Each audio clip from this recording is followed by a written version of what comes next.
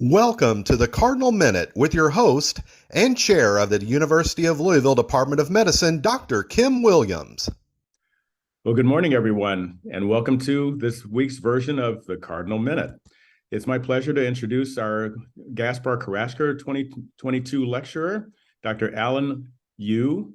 He is actually the Harry Statland and Solon Summerfield Professor of Medicine and Director of the Division of Nephrology and Hypertension at the Jared Grantham Kidney Institute at the University of Kansas School of Medicine. He presented a wonderful grand rounds and with amazing insights entitled Kidney Stone Disease and the Role of Paracellular Calcium Transport.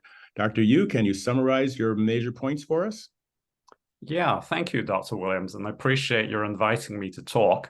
So my work is on kidney stone disease, which, as you know, is extremely common and increasing in incidence. And the major cause of this is idiopathic hypercalciuria, too much calcium in the urine.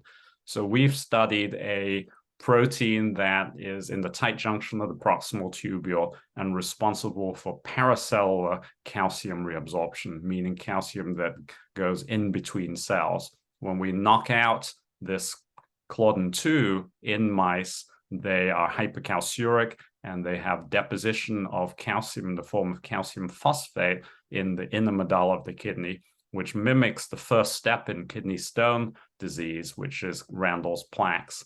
And because it mimics the human disease so closely, we asked the question whether there might be mutations in Claudin 2 that might be associated with kidney stone disease.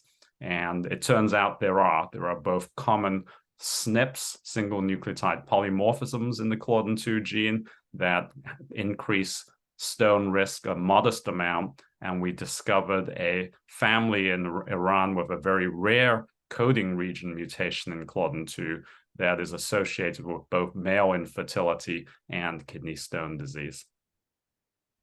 Well, that's wonderful, and really appreciate all of the insights that you've shared with us this morning, and hopefully we'll get to the point where folks are having less of these very painful clinical conditions such as kidney stones.